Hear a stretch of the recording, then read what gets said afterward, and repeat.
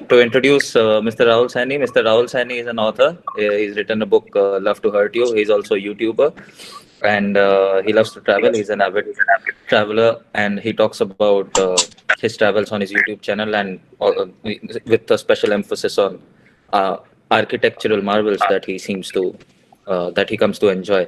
I hope I'm right in saying that about you, Mr. Rahul. Why don't you tell us a little bit about yourself in addition to what I've already said?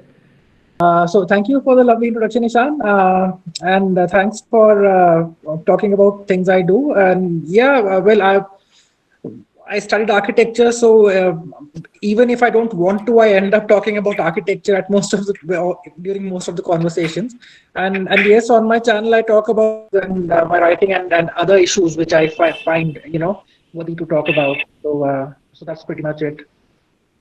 Right. So, when we talk about you, Mr. Rahul, one gets a sense that you do a little bit of everything, and you do a lot of things to sort of find pleasure in life that normally people at your stage or at your age may not have the either the desire to or the courage to. People are so busy in their regular 9 to 5 jobs in corporate, or even if it's the government services we are talking about, you only get a leave once in 2 years or something. I mean, to go on a vacation or something. So how do you manage to sort of enjoy these pleasures in life at the same time as juggling the things that somebody at your age would have to normally? Uh, see, first of all, there are different kinds of people, and different kinds of people would want different things from life. There are some people who are very happy with things in place and things being secure, and this is what that gives them peace of mind. It relaxes them, it makes them feel secure, and that's the kind of life they want. But sometimes what happens is there are some people who do not find this satisfying enough, so they would have a lot of desires to try new things, check things out, and all of that. That said, one also needs to streamline one own thoughts and actions also, because I was told once by someone that if you want to climb a tree, you have to drop everything that you're holding. Only then you can climb up the tree. So distracting yourself with too many things is also one thing which needs to keep away from. But coming to how I have been able to manage this, the first thing that I did was I I gave up my ambition to make a lot of money. The first thing I understood was that the kind of lifestyle I want, the kind of things I want to do, if I think that I'm going to get a lot of money out of these things, that's not going to happen. So it's either this way or that way. So that was the first conscious decision that I made, that okay, fine, this is what I'm choosing, and I'm not going to get a lot of money. I won't be able to buy expensive cars, and when I travel, I won't be able to stay in 5-star hotels. I'll be looking for cheaper accommodations which are like meant for students probably. So that's the first thing. And apart from that, I think we today we are very fortunate to be living in this age, because we have so many avenues, to build our careers in. Like, well, I'm not a successful YouTuber, but if I talk of YouTube, there are people actually who are earning a living out of the YouTube channels. That's one. And the way the art has flourished, the way certain fields have come up, like in the media and all of those, I think we are fortunate enough to be living in this time, and because of that, it's slightly easier for us than our previous generations to follow what we want to do. Awesome. I really love what you said about climbing. To climb a tree, you have to drop anything that you're holding. It's almost as if you're implying that to uh, do something that you've never done before, you have to unlearn a lot of things that have been wired deeply into your mindset over a period of years. And I think that is a very challenging thing to do, especially after a certain age, because I mean, man is made of habit, and if you have to, like, like the famous saying goes, old habits die hard. And especially for people, in their late 20s and beyond, who have already stepped in the professional field, they don't have the time to, think about, to contemplate on all of these things and try to unlearn a lot of things that may not be conducive to their happiness anymore. So it's very inspiring that you say that. And let's talk about your book a little bit, Hard to Love You. So how did you, how you were an architecture student, and how did you think of stepping into the world of creative writing? What's your author story? Wait a minute, Ishan. Something that I just felt when you were talking about, following the things that we want. So I finished my college like around, I think, 10 years back or something like that, 7, 8, 10 years or something like that. And the kind of students I had around me as my batchmates, seniors and juniors, most of us wanted to do something uh, good in our profession, in our careers, in our lives, and that is what our ambition used to be. That is how we were ambitious. But then lately I've been teaching as well, so when I go to teach now, the ambitions are completely flipped now. I don't see any students who want to work and do something big. Their ambition is to buy a Mercedes or buy a BMW. So that's the ambition, and I think I don't know if I should find this thought troubling or not, but I think I do find it troubling. But anyway, apart from that, so you were asking how did I switch to writing? Uh, I think I had always been writing. I used to write. I was so English literature and geography and biology were these three subjects. Not English literature, basically literature. So Hindi literature as well and Punjabi literature as well. These were my favorite subjects when I was in school. And then I used to write on and off even then. And as funny as it may sound, my work was never approved by the school magazine editors and the college magazine editors ever to get published. They would never understand what I was trying to write, and it would always, either get rejected or get lost in the pile. So I can't say that I started writing after I finished my college, but yes, the major thrust. In fact, when I was in first year, I started writing one very crazy. I don't know what to call it, but it's like absurd fantasy, I would say, absurd sci-fi fantasy kind of novel, which I never finished. But when I started working and when I finished my college, that is when it hit me, like it hits everyone, that I don't want to spend the rest of my life in this one cubicle. And just like, and in architecture, the working hours are way longer than most of the other fields. So it used to be like morning 9 to evening 9. So it was a 12-hour job. And I had so much of disagreement with things around me and the way things were happening. So I think those disagreements kind of pushed me to write my first book. And then one thing led to another. That book did well, and then the next one did well. So that's something which I've been following ever since after that. So how challenging was it to get your first work published, considering that your writing would be rejected or lost in the pile back in school, college? So how do you think, what were some of the challenges that you faced in finding a publisher and then eventually getting published? It was not easy. It was not easy even that back in the day, because now it's even tougher. Now it's even tougher for me as well. Like, after having established myself as an author and after so many novels, I still find it difficult to write the publisher who likes my work and understands what I'm trying to say. So it's still difficult, but it was difficult back then also, when fewer people were writing and fewer people were publishing as well. I think it was. So one thing was that I really want to get this published, and I wanted to get it published. That was one drive. And there are some people who would always kind of pull you back and show you down. I remember there was this one office I used to work with back then, and there was a colleague of mine, and I used to talk. I went to that publisher and they turned it down, and I went to that publisher and they turned it down as well. So one day he was just working and he just turned around, those coaster wala chairs which turn around and all. So he just turned around and he looked at me and he smiles and he said, "Rahul, जूते घिस जाएंगे ये सब करते करते, कुछ नहीं होने वाला, चुप करके काम पे ध्यान दो." And for those of you who do not understand Hindi, he said that, how would you put it? What idiom would you use, Ishan, for this? Like, जूते घिस जाएंगे करते करते. I really I can't don't know. think of an idiom right now. Yeah. So what he said was that you will waste your I mean, the life. cows are never going to come home. Yeah. So you waste your whole life doing all of this. Nothing's gonna come out of it. So just give up this crazy fever dream of yours, and then just get back to work and start working. So that's what he said. And it's been what, that book came out in 2009, and it was I was trying to get it published for 2 long years, and after 2 long years, someone said, okay, we'll publish it. And it's been so many years, and I still remember the whole incident, the way it happened. So that's the kind of strong impact that that particular incident had on me. And I think that that was one major drive that I had, like, it's like, how dare you talk to me like that? I'll show Hmm. you, I can. So Right. that's what the drive was.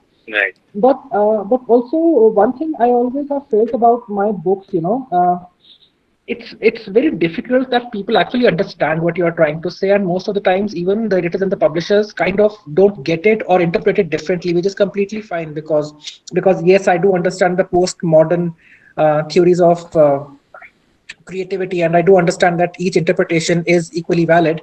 But my first book, it was not supposed to be looked upon the way it was looked upon. I intentionally used the kind of language that I used, following the ideas that I had read in The Inscrutable Americans and Bridget Jones' Diary. Hmm. You are intentionally using wrong language. But people read it as, कि अरे इसने ऐसे लिखा है तो कोई भी लिख सकता है, because they thought that this is the grasp of language that he has over for the language, Right. which was very misinterpreted. Because of that, a lot of people didn't were not able to appreciate the book as I would have wanted them to. But anyway, I Yeah. don't have any regrets, because that book did wonders the way it did, so it doesn't matter. Yeah, it's funny you mentioned the Inscrutable Americans because I read some of Cyrus Brocha's works and he writes along the same lines. He uses the same language. There's a funny, witty remarks sometimes mixed with a lot of obscenities. So Yeah. yeah, Cyrus Brocha is one such author, and He hasn't written anything lately, has it? I remember two of his books came out long back. yeah, I actually can't. I have a really hard time remember recalling the titles of books, but I don't remember the titles of books. But I've read Cyrus Brocha. And yeah, so it was a lot like reading the Inscrutable American Bollywood version, a lot like that. Yeah, although it wasn't a complete ripoff, I'm not gonna discredit the man. But yeah, the language was along the same lines. So then, once you got your first book published, did the journey get easier? Did you find like were you positively inspired? Were you like, okay, now that it has been done once, it can definitely be done again? Did you develop that mindset?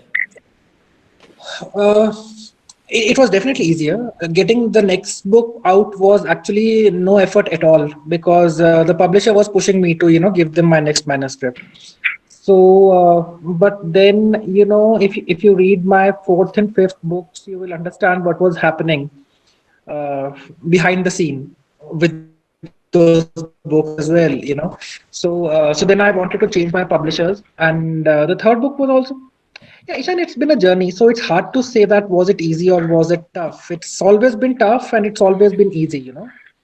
So each book has its Yeah, own but story if you for. could say one shift, if you could highlight one shift in your mindset right off the top of your head that struck you once you got your first book published, what would that be? Because before you have any of your work published, you have a lot of anxiety and a lot of uncertainty, right? Like there's no sense of security. I'm sure once you have at least one of your works published, you have, even if it's just an iota of security, okay, fine, I have finally achieved what I've been trying to for so long. So did that shift occur in your mental creative space as well?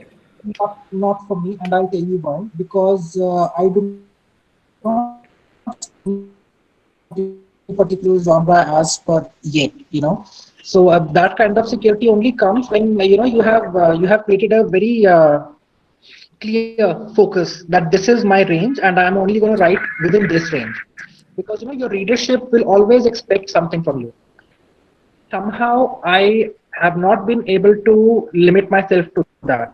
My each book reads very different. So the first three books were like comedies. The next two were uh, what do you call them? They were more of satires. And the third and the fifth one was, which came out recently. The sixth one was more of a psychological experimental exploration of human psychology. So there's been a huge shift that I've been making with each of my books, and because of this, that kind of security I have not been able to experience yet. Right. So tell us about Love to Hurt You. I mean, the title definitely seems very catchy, you know. I mean, and it definitely is going to resonate with a lot of the younger people in this country and elsewhere, because most people in their college lives, they're either, you know, dreaming of a Mercedes Benz or a really pretty girlfriend who they might never get, or have recently been dumped and are going through a terrible phase of heartbreak. So Love to Hurt You can, you know, really draw on these people who've had a hard time with So heartbreaks. Yeah. yeah, Love to Hurt You is a hugely experimental novel, and it's funny. I hope we have all the adults here, and we don't have any younger crowd less than 18, No, because it's this all book is adults. because this book is not meant for the younger crowd, and I have written that very clearly in the preface itself. There was this one comment which I got that. I picked up this book thinking that it would be an erotic fiction and I would have some fun in the night when I was reading it. But you ruined it for me. Instead of turning it on, you turned me off. And I hate you for that. You are such a bad writer. So this is the feedback that I got from one of the readers. And I completely understand that it's not supposed to arouse you. It's supposed to kind of scare you for what might happen to you if you go that way. Talking about the book, when I say it's an experimental novel from a psychological point of view, so I was just wondering one day that we are living in a very aggressive age. This is the age of aggression. Everyone wants to fight all the time. It's difficult to have a long WhatsApp conversation in any groups, because after one point of time, people are going to start quarreling with you. It's difficult to have a conversation with your friends, because again, people tend to start fighting with you. So I was like, this is an age of aggression, and then I just started digging into the idea of aggression, and then I found that there are two kinds of aggression when it comes to human. And one expression is which identified as masculine aggression, being masculinely aggressive, and the other is the feminine aggression. How women are aggressive, and these have been identified as two very different kinds of aggression. Men will be aggressive very physically and very verbally. They would Confrontational, start yeah. confrontational. They will start abusing each other, they will start hitting each other, and that kind of a thing. And the women will not get physical with you. They might get abusive with you, but then they have a different way of The very sly way. I won't use the word slang, because men can also do that. So I would not make that kind of a distinction, but let us say that women are aggressive in not a physical way, and men tend to get aggressive in a very physical way. So then I just thought that, what if there was a woman who was aggressive like a man?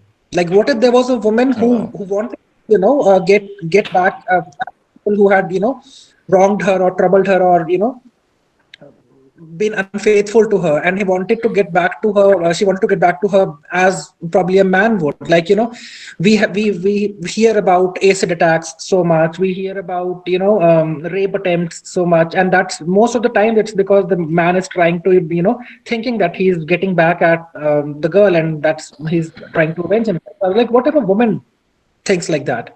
So there are three different stories in this book, and one story is about this woman who gets married at a very early age, thinking that she's going to have a very good life, and very early on in her marriage she discovers that her husband is very unfaithful to her, and it's always going to be like that.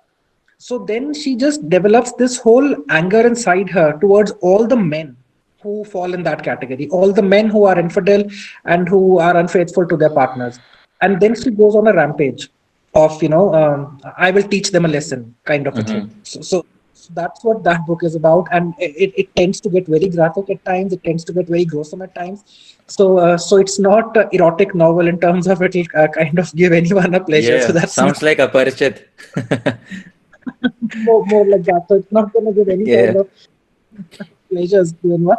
And the other thing that I have been very troubled with lately is the kind of violent and negative content that we've been subjected to on television and everywhere. Actually, it's I think it's very important to have shows like in which we understand how the evil mind works, like Breaking Bad, and how violence can occur, like your zombie show. What is that called? The Walking Walking Dead. Dead. Hmm. Walking Dead and Game of Thrones and all of that. It's very important to show that, but it should be given in a way like a medicine is given. Because how I understand entertainment, if you go ahead and look for the definition of what entertainment is, it is something that gives you pleasure and it is something that you enjoy. Now, if you enjoy watching people getting killed, and if you enjoy watching people getting beheaded and fountains of blood, then there's something wrong with you, and you are turning in. It's psychotic. You're psychotic if you start deriving fun out of it. But we do not tend to understand this. These things are very important to talk about, and they need to be given to us in smaller quantities. It cannot be the staple of entertainment as it has become now, and no one understands this. I grew up watching things like the Jungle Book, or they're reviving Wagle Ki Dunya, and Dekh Bhai Dekh, and Sara Bhai versus Sara Bhai. So this is the kind of entertainment that I was exposed to. If I talk about American television, we used to have X Files, we used to have those Full House and Friends, and those are NCIS, yeah. Hmm. those are pleasant things to watch. If I'm telling you, if Friends releases today, it will flop. No one will watch it because people don't have that sensibility anymore.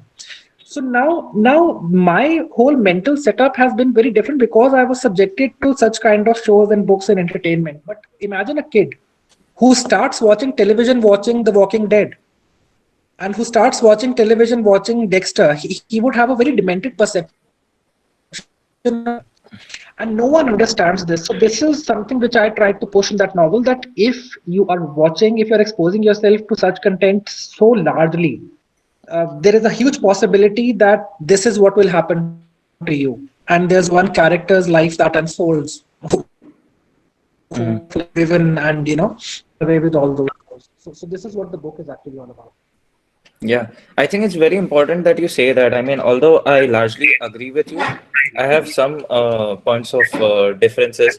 And I do largely agree with you in the sense that a lot of people, especially younger people or even kids for that matter, who do not have direction in their life. I mean, obviously, it's very hard for a kid to find his own direction in life. That is why you have parents or somebody who takes care of you, right? If you have direction in your life, you grow a certain sense of responsibility towards yourself and society. For example, when I was growing up as a kid, I only played violent games. I read a lot of Stephen King. I mean, all of those things that you mentioned, I thoroughly enjoyed it, but I turned out to be okay, like it didn't impact me in a manner, it didn't make me any more violent, or simply because I had parents and I was just in an environment where, you know, I was always exposed to all of these things, yet I had things, people, or my own conscience for that matter, telling me where to draw the line to make the distinction between, what is not acceptable or not beneficial to society and oneself, and what is. So, I mean, I still love reading Stephen King, and if you've read Stephen King, you know how gruesome his books can be. And No, Ishan, I would not include Stephen King in this list because Stephen King is a very, very, very sensible writer. You pick up any of his books. You pick up Pet Cemetery. What is he saying? What is it? This is a story. This is his illustration of dealing with the loss, dealing with the death of a loved one. yeah, I finished reading The Outsider some time back. It's not just so. I cannot compare Stephen King with The Walking Dead. You understand what oh I'm trying yeah, to say? absolutely, yeah, Stephen absolutely. has such deep meanings in his, not meanings, but he has always got something at the core of the story, which is something which is very human and emotional. Yeah, You he pick does up have a it. moral foundation to it, Yeah. I so to would call it speak. a moral foundation. I would call it a human pivot. Hmm. So मतलब moral तो फिर वो ethics और morals तो एक debatable सा Right, idea yeah, बन yeah. जाता He's got a है. human touch to Yeah, his work. there's got a human idea at the core of his books, which is not there anymore in most of the things that we watch these days. Yeah, I agree. I agree. Although in Breaking Bad, I think there was. I really thoroughly enjoyed that show, and Friends as well. The Office. Yeah, Breaking Bad, yes. Okay, look at the Vampire Diaries. उसमें क्या है? And it was such a rage I back then. haven't watched it. So, so there are certain very flawed things as well out there, which Uh-huh. just will cater fountains of blood and flesh being eaten off humans, and they start there and they end there. There's hardly anything beyond that. Yeah, yeah, yeah. No, I do agree with you. I think, yeah, but I mean, since we live in a world, always have lived in a world where we can't place a lot of control or a lot of restrictions over these things, it's better to make individuals aware of their responsibilities towards themselves instead of wishing that all of these things were either to go away from society or, like stop from coming in at all. Like you can't stop such shows from being made or such books from being written. It's अच्छा, better we to need to teach kids to have a sense of direction.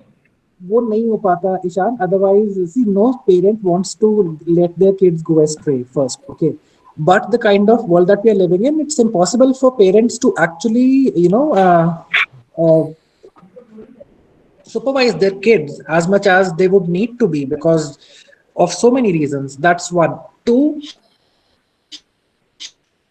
the what I think is at the beginning point of it. The creators of the show, they are not responsible enough. They don't understand that this is going to be something which will have a very bad impact on people's mind. So, okay, I enjoy watching Batman, and I also understand that it's something which is extremely violent. When the Dark Knight came out, there was this one psychopath there was this shootout in the cinema hall, and he killed like 30 Yeah, you people wanted to who set a had just city. come. Oh, yeah, yeah. Yeah, so, who had just come to watch the thing. Now, instead of understanding that this is a set of characters which are linked with this particular fictional character, it tends to have a very negative impact on some people's mind. People at Hollywood decided, no, it makes a lot of money, let's go ahead with it. And so when Joker came out, the new one, which went ahead to win all those things and whatever, so I saw that film in Punjab. And when Joker started shooting people in the heads, people were hooting, applauding, cheering, standing up. They were celebrating that he has Oh, started to yeah. kill all the Yeah, bad Joker guys. is a movie that justifies the. Yeah, yeah, yeah. Yes. That is a So, movie that justified the transition. and then I went around asking people that that was that right what he did, that wasn't the kind of thing that should have happened by the end of it. And what I the response that I got, ठीक ही तो किया उसने, ऐसे ही होना चाहिए उन लोगों के साथ जो ऐसे करते हैं. This is what I mean to say, that the makers need to be responsible. They need to understand that how their work can be interpreted, and that is where it needs to be filtered.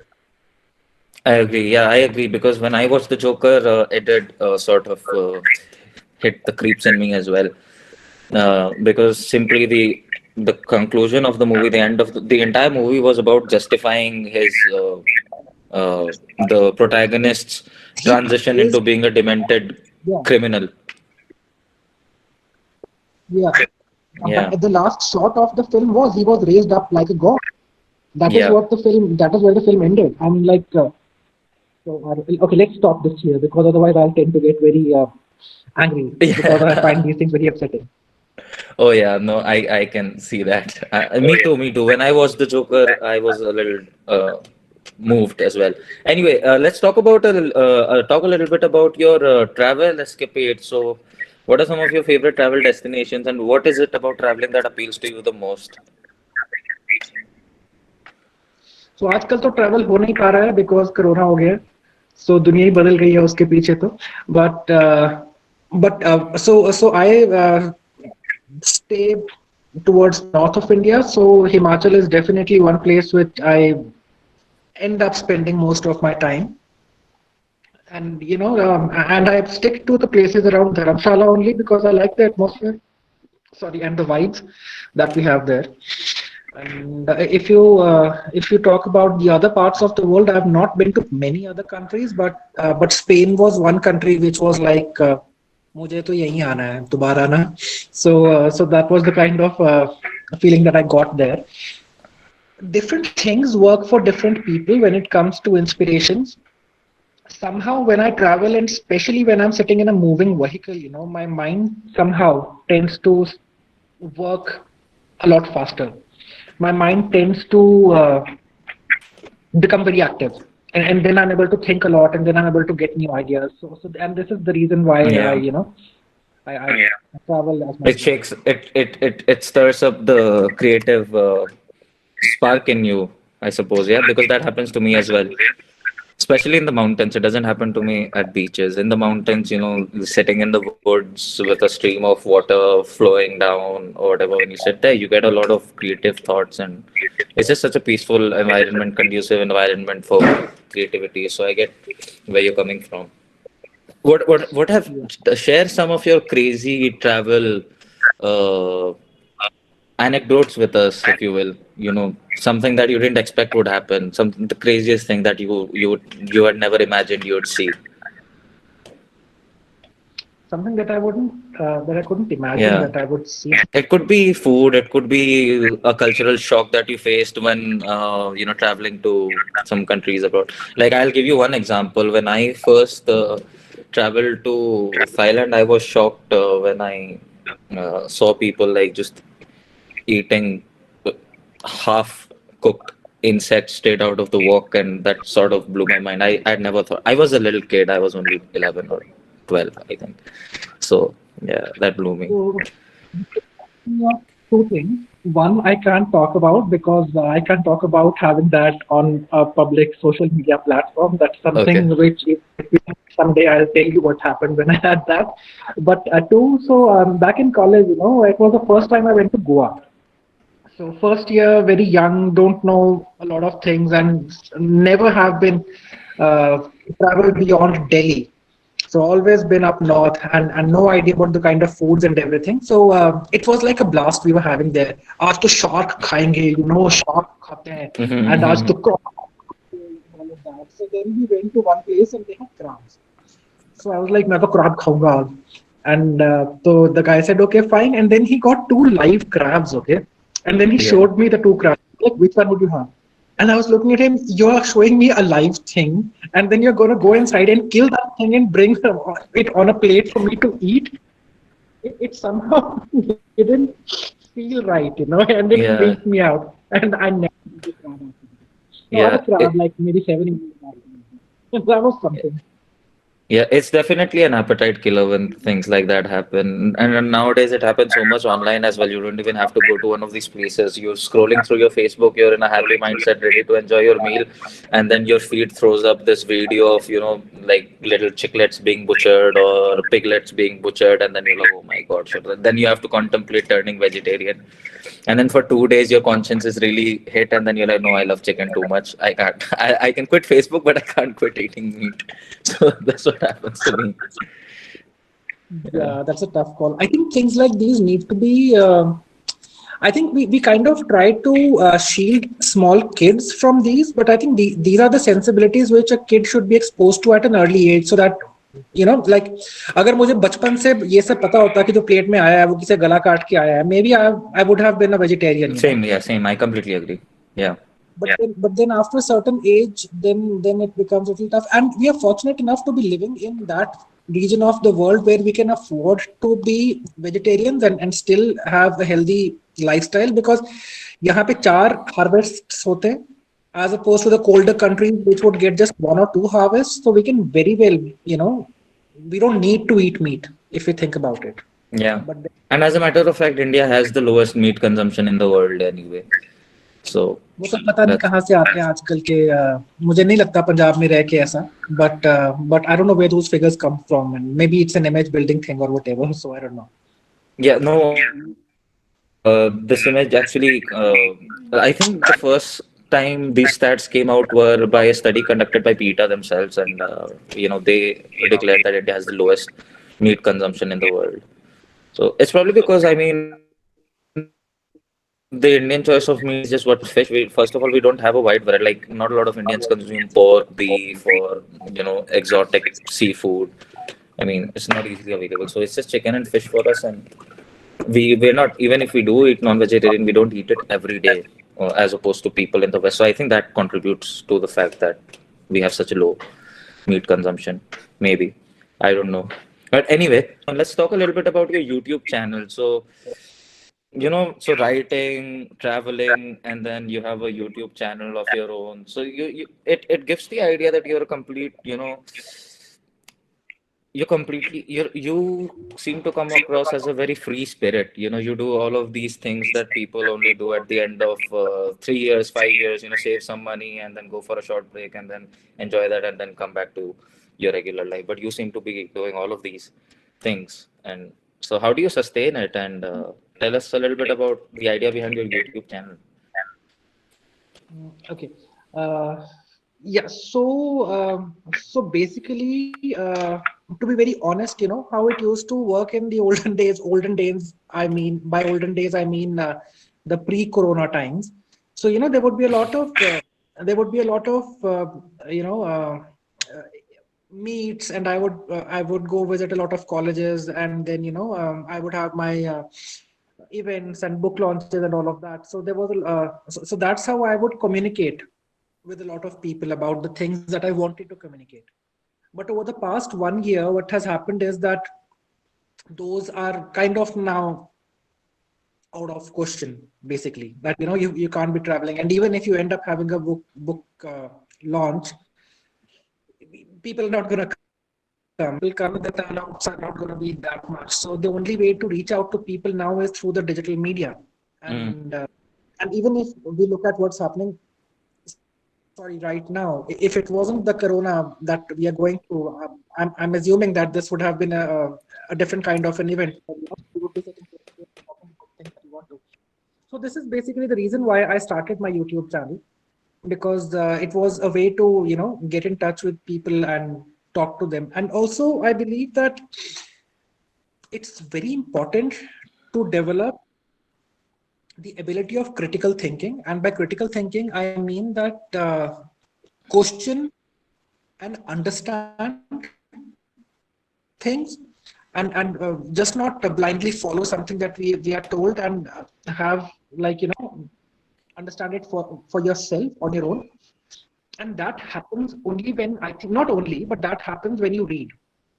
And people in India, they just don't read, and I'm just trying to very slowly push the idea that first of all, I think a lot of people have a very restricted and almost wrong impression of If I could make a slight books. correction, I've noticed. So So like you're saying, in India, not a lot of people read. I do again agree with you slightly, but I think from my personal experience, I've lived all across the country. It's only people from North India who don't read as much. If you go to East India, if you go to southern parts of India, or even western parts of India, they read a lot. I'm a Bengali. This is just one of my bookshelves. I have a couple of bookshelves in every room, and it's just not me. Like I've lived in the southernmost parts of India. I've lived in Chennai. I've lived close to Bangalore. I've lived in Calcutta. I've been to Orissa. Over there, people read a lot. Punjabis and people just generally from northern parts of India don't seem to be uh, attracted towards intellectual stuff so much. They're more about the I flamboyant lifestyle, driving a fancy car, wearing fancy clothes. They're not a lot about stimulation to the brain. I I don't don't mean want that to as be, an offense. It's just yeah, a yeah, cultural difference. I mean that as an offense, but I agree with you. Like, it's a different way of living, but yes, I agree with you when you say people in up north. It's funny because yeah, definitely, I don't. There's no point of disagreement here, because in north, okay, back in the day when my first book came out, no, up in the north, no one recognizes me, and no one would ever recognize me. I would go to bookstores also, and even a picture would be at the back of the cover. No one would recognize me, and people were so focused on the idea of business, that even if I would go and tell them, that I've written this book, and they would just look at me blankly, and then they would be thinking, like, किताब खरीदनी है तो खरीदो, नहीं तो जाओ यहाँ से, हमारा time खराब मत करो. But when I would go to, say Calcutta or down south, or places around there, it was shocking that there were people who would actually identify me, वो पहचान Mhm. जाते थे. People sitting on the roadsides with their book stalls, I remember I went to attend a wedding, and मेरा ना जूता फटा हुआ था. So I had to get it mended from one of the people at the roadside, and there was this bookseller sitting right next to him with the, those stalls, where Yeah. they sit back. So he kept looking at me very, suspiciously. And then finally he picked up the book and he just gestured, you this. Then I was like, yeah, yeah. And I was very happy. But then I just went away from there and वो जूता फिर से फट गया. And I was like going from one side of road to another with that torn shoe of mine, and they were constantly looking at me. ये क्या हो रहा है? So definitely agree with you. I've had people in Indore identifying me. I have people in Bangalore who were able to spot who I was, Exactly. but up north people don't, which Yeah, is, yeah, and I think that's why I kind of want to push this idea so much, because these days I am living up north, and yeah, that's why yeah. Beyond Madhya Pradesh, people it start. becomes all about, yeah, it becomes all about flamboyant lifestyle. You know, the glam and the show, the pomp. That's the kind of life beyond Madhya Pradesh, Rajasthan, Punjab, Haryana, even Uttarakhand to a great extent. Yeah. Yeah, but I think I mean it's good that a lot of authors yet come out from come from North India. For you yourself, then Chetan Bhagat, Ravinder Singh, all all Punjabi authors, and they've done pretty well. So yeah. So anyway, coming back to your YouTube. So what is the theme of your YouTube channel? What it is that you want to share with the world through the medium of YouTube?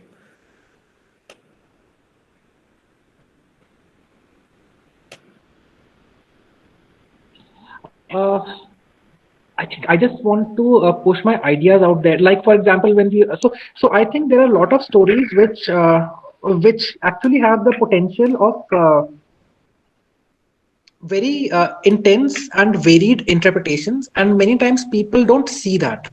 Like if we are talking about Stephen King, and then most of the people out there who read Stephen King identify him as a horror fiction writer, and that's where it starts and that's where it ends.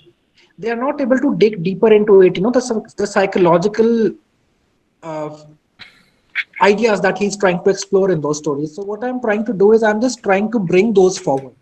Like when we are reading a story, like so I finished my MA degree just a few years back, and I have come to understand, that interpreting the text with different lenses and learning to do that is very important. I just finished reading the Jungle Book a few days back, and the people generally tend to read it as one, a children's text, two, as a very heavily so different texts can be read under different lenses, like if I read the Jungle Book, and then there can be an imperial reading of it, because Rudyard Kipling, who is famous for his poem called White Man's Burden, has written that whole thing, keeping in mind the idea of how Britishers are superior and how they have set out to set the world right.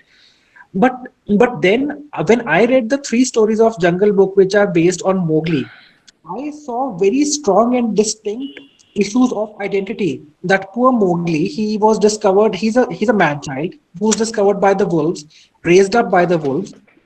But then he grows up, and he's told that no, you are not one of us. You are one of them. You need to go to the man village, and you are not an animal, so you can't live with us. So he goes Hmm. there, and those people in the village tell him that you can talk to animals and you can visit them so often, and that's something that humans don't do. So you don't belong to us. You are a part of them. So go there, and there's a huge identity crisis there. And this is what my reading was of the text, that I don't read it as imperial text, I don't read it as a children's book, I read it as a text telling me about the identity issues that can be, and Hmm. how that can happen. So this is the kind of idea that I want to push out to people, that read text with different lenses, try to understand what is your perception from the text. Don't read the text just because, just for the surface idea of it. Dig deeper and understand what all Yeah, I is there for. agree. Yeah, for example, when you said Stephen King has this, so he has an underlying message, or so what I notice about Stephen King's writings is that, he makes one implore upon the blind sides of human psychology. So yeah, I think that's one way of describing Stephen King's works, like he makes the reader feel so close to, the protagonists of his some of his books, or most of his books rather, that by the time you put the book down, you almost feel like, okay, it's not, it can't be too hard for me to become this person, and that sort of, you know,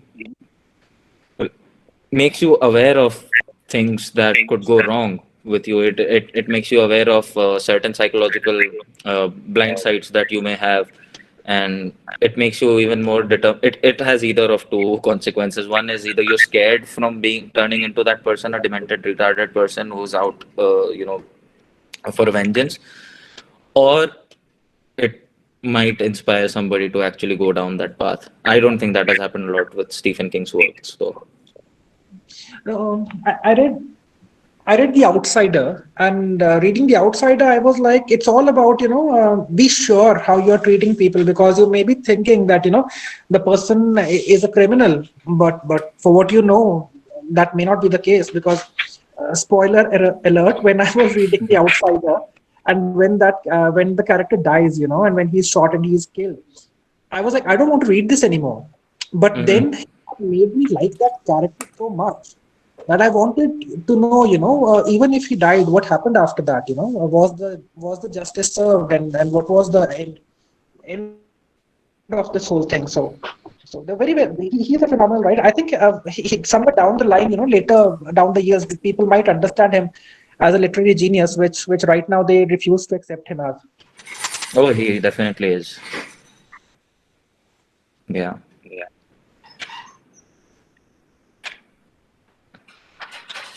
So I think with that we come to a wrap. It's 3:56. Thank you so much for joining in. It's been such a pleasure talking to you, Mr. Rahul, and I sincerely hope that we get more opportunities to converse with each other, and probably for a longer time. I think we think along the same lines,